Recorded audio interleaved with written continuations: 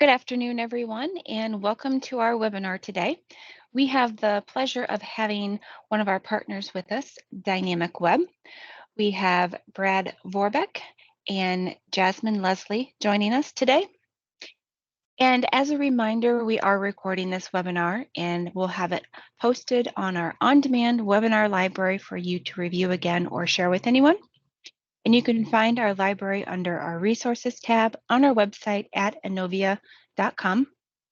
And we do encourage you to ask questions during our presentation.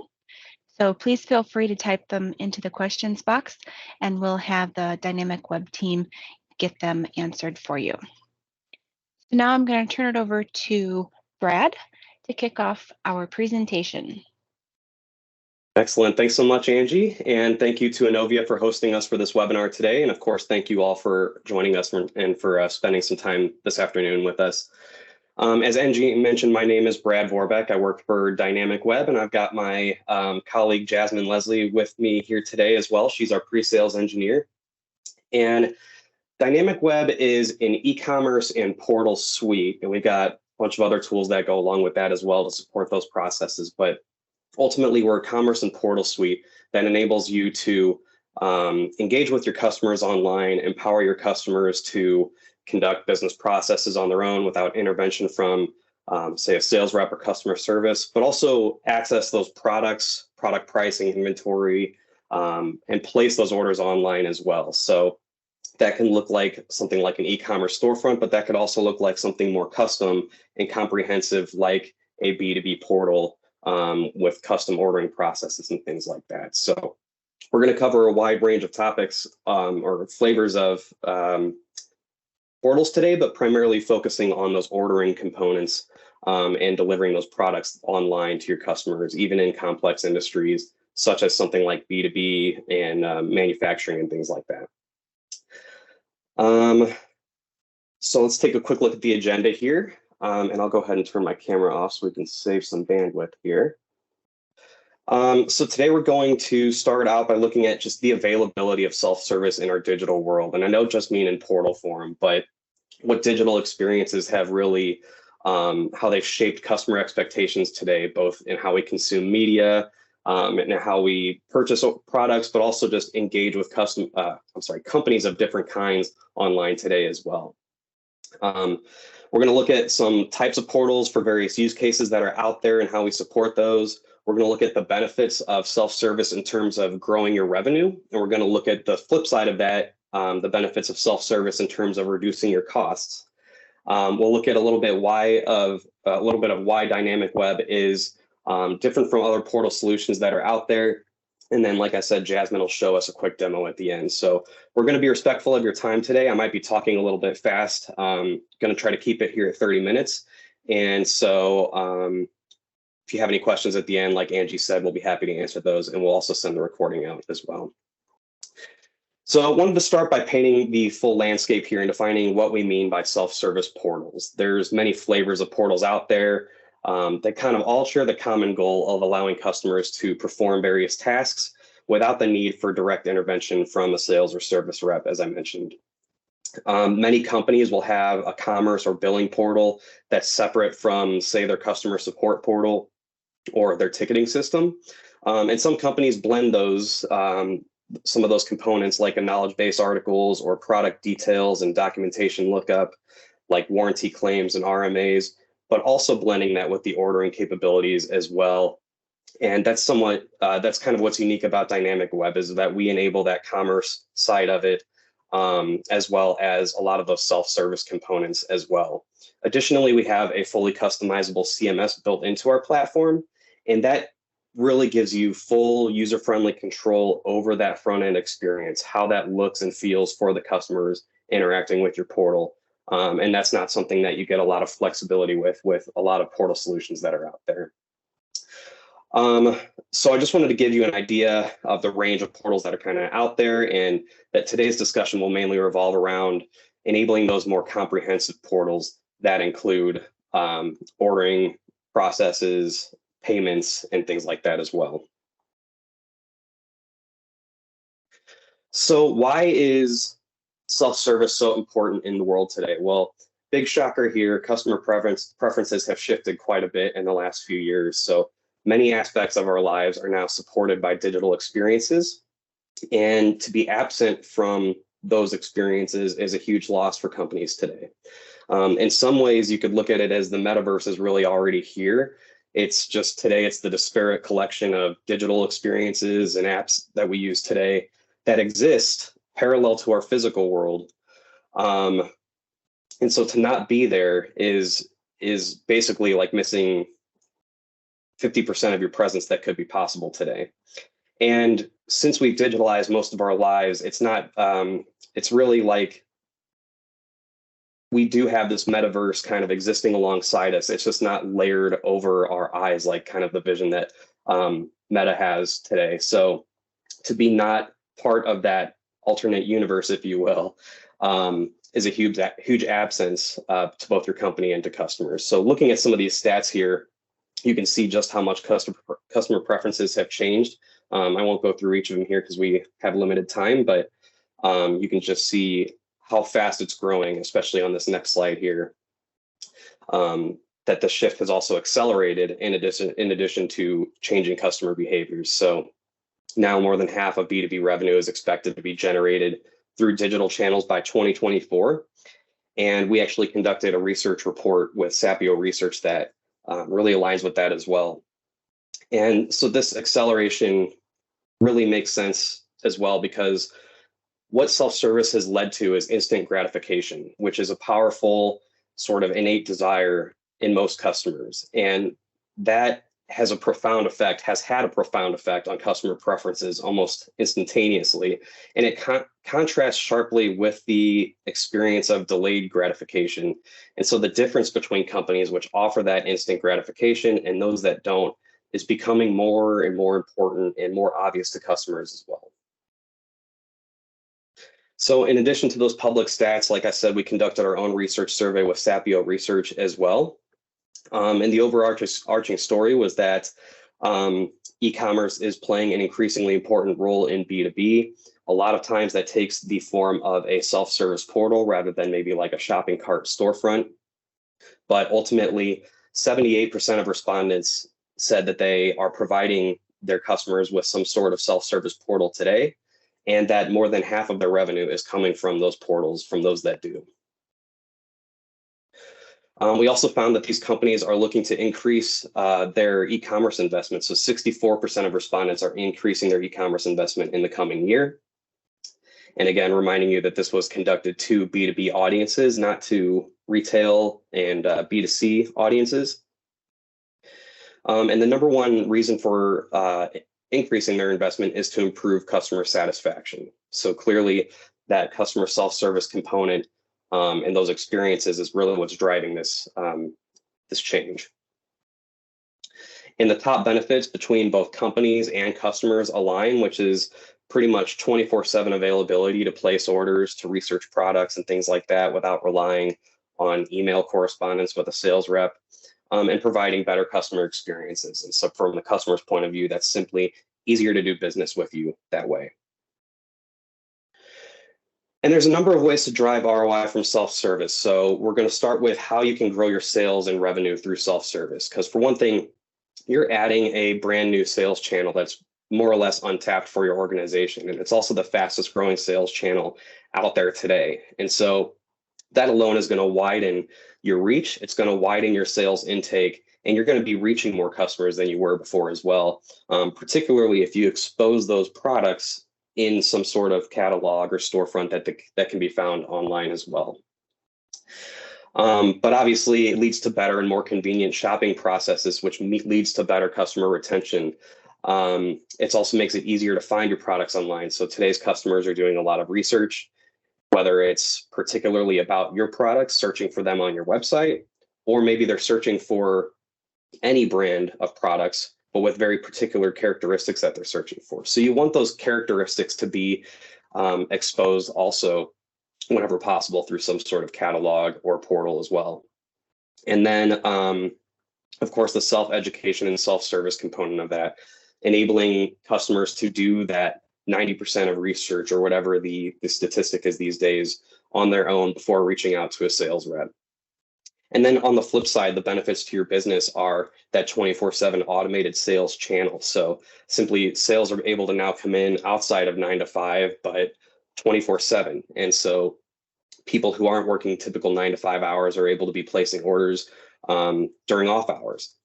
And then, as I mentioned, that wider sales reach and visibility, simply the increase in order value and volumes that come hand in hand with e-commerce and ordering in an online environment, because you can expose all those product details, value props, images, and even promotions and different conversion strategies to increase those order value and volumes. And you get the data to do that through your portal as well.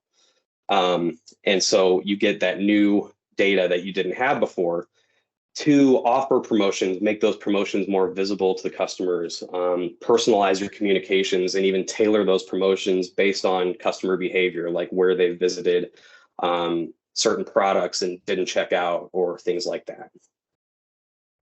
And then the cost reduction side of it would be, obviously, you're now automating a lot of things. So not only are you automating sales orders coming into your system and they're just transferring into your ERP automatically, error-free, but you're also automating in many cases, not all cases, because it highly depends on the business and the type of product and customers you have, but automating that customer onboarding. So enabling customers to simply sign up and begin shopping, or kind of sign up and get their onboarding process through a portal versus having to go through some sort of training or initiation or orientation with a sales team.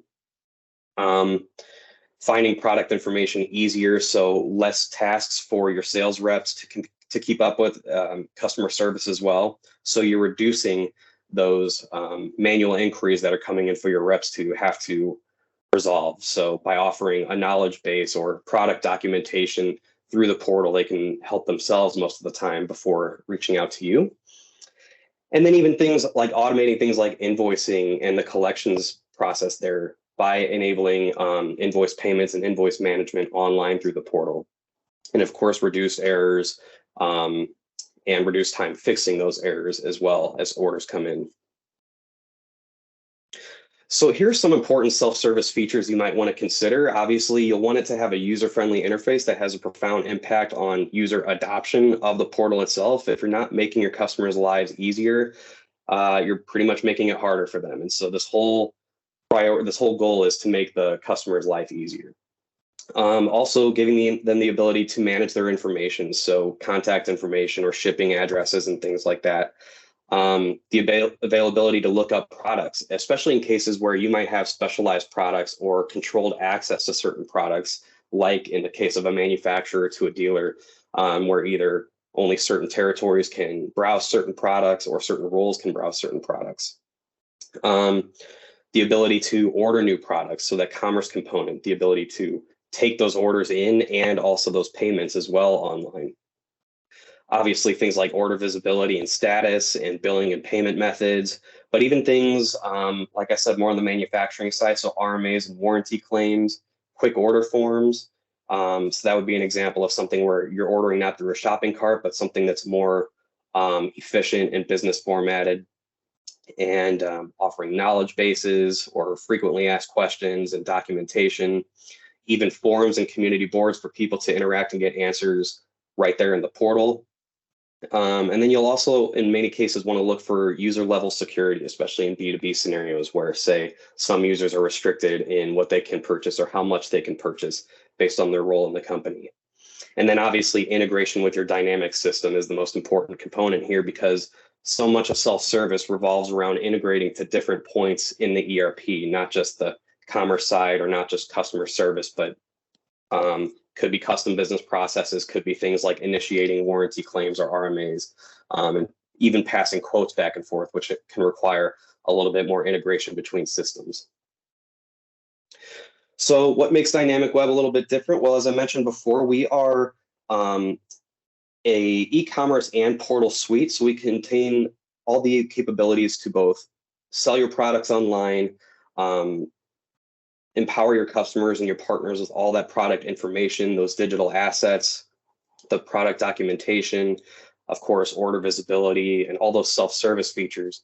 But we also include product information management. So that's a tool to centrally store all of your product information and digital assets so that you can efficiently make updates to those across categories, across thousands of products, and even push those products out to not just your portal or your product catalog online, but to even marketplaces that you might be a part of, or to multiple portals like partner portals for a non-ordering product catalog, or a customer portal where they can order those products.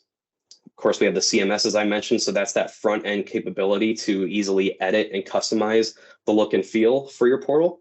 And then we even include email marketing. So as B2B has become more personal, that's a really useful component for growing your revenue through this strategy as well, not just reducing costs. So introducing a personalized email marketing and promotions into your operations and automating that through the Dynamic platform becomes very easy. Some of the brands that trust Dynamicweb, you can see here, there's a wide range of both B2B and B2C use cases. Some of these are classic storefronts. Some of these are portal storefronts where you have to log in order to see that product catalog and place orders. And then some of these are strictly either partner portals or dealer portals, or even internal use portals in some of these organizations as well. So here's Dynamicweb by the numbers. We've been growing over the past few years by 30%, and we were founded in 1999. So we have evolved along with the best practices and standards of e-commerce and the web. And so we're built on best practices on a really strong technology foundation. So with that said, I'm going to go ahead and hand it over to Jasmine to give us a quick demo of the solution. Jasmine, do you want to take the screen there? Sure, thank you. Alrighty, so here we are on the Dynamicweb platform. As we scroll through this first page here, we're looking at a home screen. So there are multiple rows here that are supporting different types of content. All of this is managed in the back end of Dynamicweb utilizing the content module. We have a drag and drop editor, which we'll show in a moment, that allows for building these columns and rows with somewhat of building blocks to create pages. As we jump into product categories, we look at product categories with their subcategories below.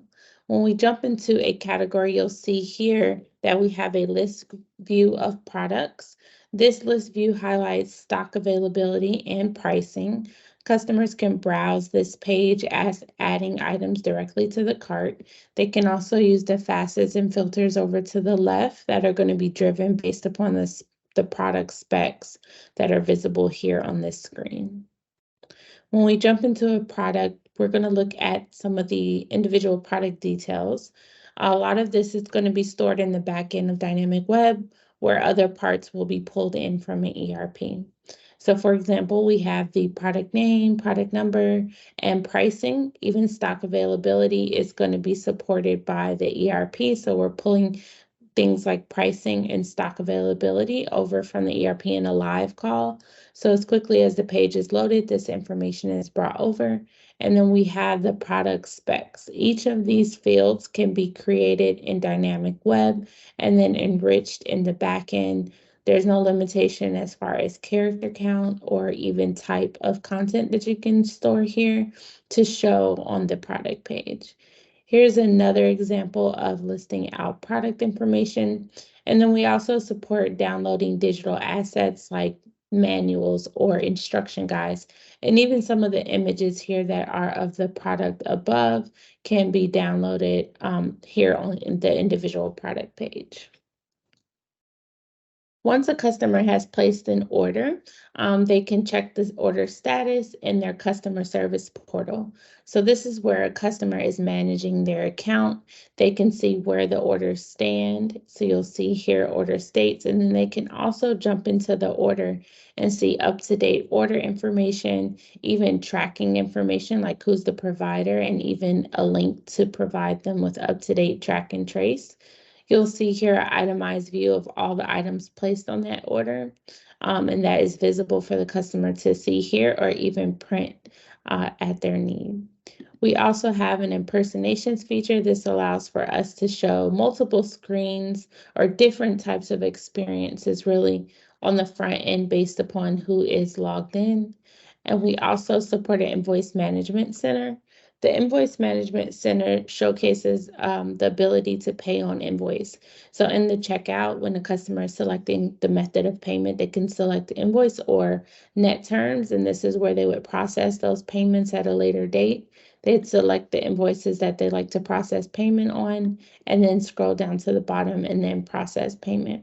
All of our credit card processors are PCI compliant, so you are protected. And then you also see here in this top row where the customer can at a glance see where the account stands for the month. So the paid amount remaining due, credit used, and credit remaining. This table view is of open invoices. We can also show closed invoices here. And then it's similar to orders, they can click into the invoice to see what payment, what they're actually purchased on that order. We also have an ability of quick order. So this allows for customers to type in maybe a SKU of a product name, or a product number, and tab through this form here. And as they tab, they're creating a list of products essentially that they can add to their cart. So when customers know exactly what they're looking for and they're familiar with the product, they can simply use this form here and bypass the e-commerce experience of product list pages and product detail pages, and simply input the information of the products they like to add to cart here. And then we can also support this as an Excel spreadsheet. So simply having an Excel spreadsheet with 3 columns supporting the product name, quantity, and product number. And once they input that information into an Excel sheet, they can then import it here, where it will also allow them to add the items directly to cart. We also have a digital warehouse platform. So this is a website that allows for users to view digital assets. So this is not a website for transacting. Instead, it is for viewing assets of products or the company. So here you'll see some images that can also be downloadable documents, like we mentioned before, manuals or instruction guides that can be available for download here. You also have your facets and filters. And then we also have those product specs. So as we mentioned before, being able to download product specs on the individual product page. Maybe you need an asset library that can be managed here, where you can add downloads to a cart and then download all of your assets related to products here on this website. It is password protected, so typically users will log in and have the ability to view assortments based upon their trade agreement, similar to the e-commerce store. Now we're going to jump into the back end of Dynamicweb. This is where everything is managed, the 2 front-end experiences we saw, but also e-commerce. We have a PIM module and also a marketing module. In the home of the e-commerce website, we can also manage that front-end experience.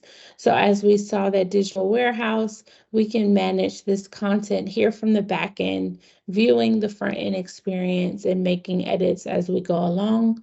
We can click into the area that we'd like to make a change to.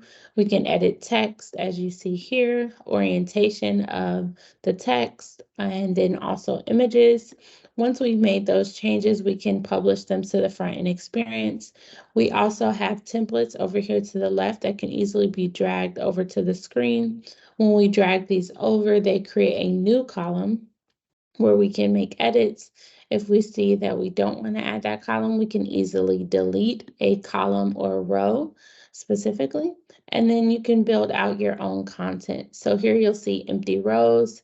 You can bring over an empty row, which has no content in it, and then you can jump into columns to drag over either a template or just grab an item type, which is very specific to the content industry as far as managing information on a website.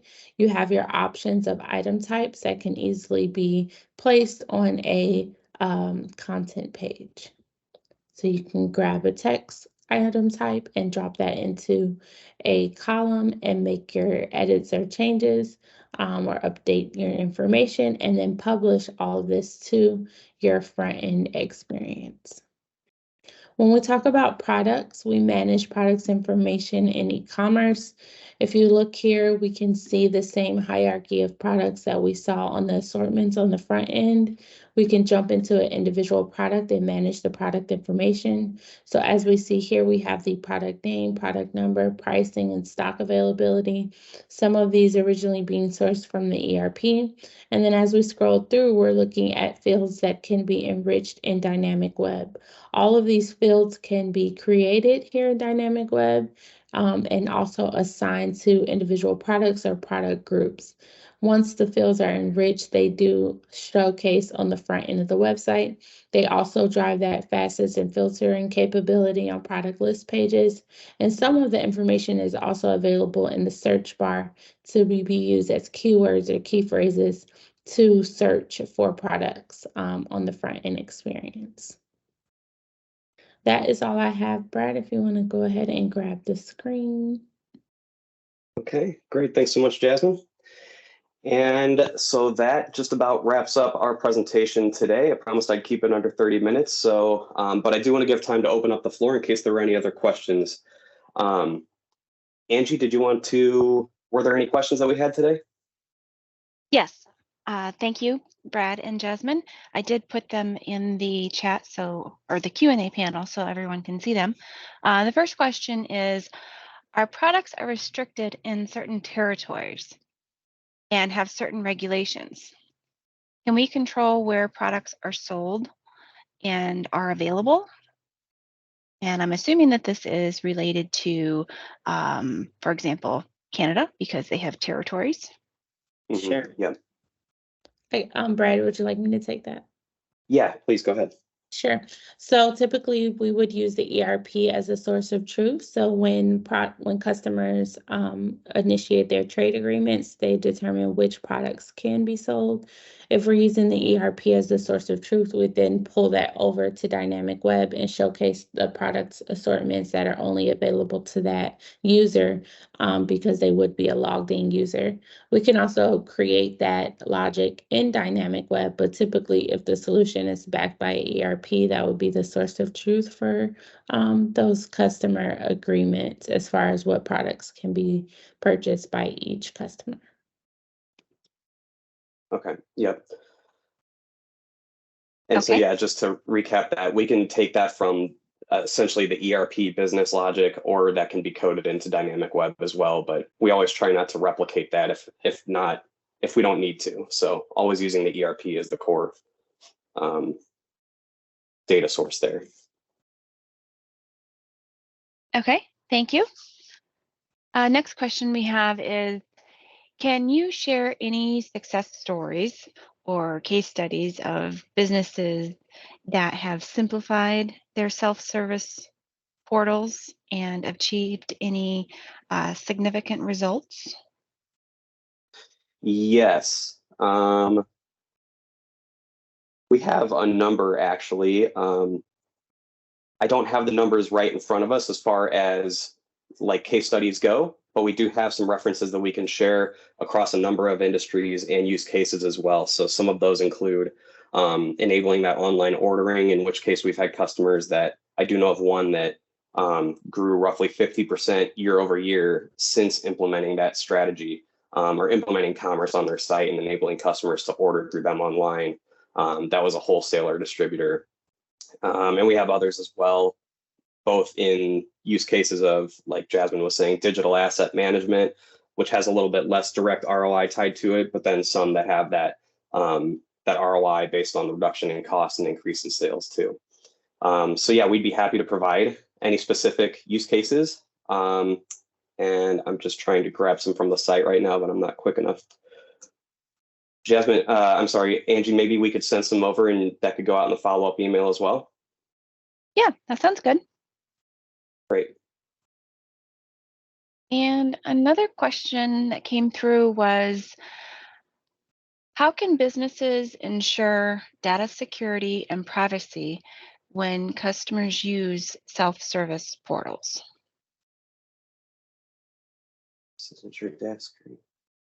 Sure. Yeah. That largely, well, Jasmine, I'll actually let you lead with that one. She's a more technical resource. I'm sorry, can you explain the question again? How can businesses ensure data security and privacy when customers use self-service portals? Sure. So our platform, we utilize outside partners that are all compliant when it comes to credit card processing. So that's part of it. We also have a internal module in our settings that allows for creating certain parameters around privacy and restrictions, specifically checking where the customers may be located to verify um, different things with like cookies. I can't speak too in depth on it, but I have seen in other demos where we've gone into the settings module to make updates or changes specific to different industries. We've also serviced the firearms industry, which has a lot of restrictions around who can buy, where they can be located. So it's a little outside of privacy, but more so just like protecting the sale, the customer, and the business.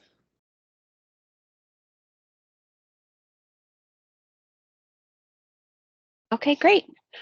Thank you. I believe those are all the questions that we have for you. I just want to thank everyone for attending our webinar, or if you're watching on demand, thank you for taking the time out to join us. And thank you, Dynamicweb, Jasmine and Brad, for presenting. Of course. Yes. Thank Thank you you. for having us. We'd love to come back anytime. And thank you, everybody, for joining us. Thank you. All right. You can also check out our website for more of our upcoming events, and that's inovia.com/events. We have a new resource page that you can also check out.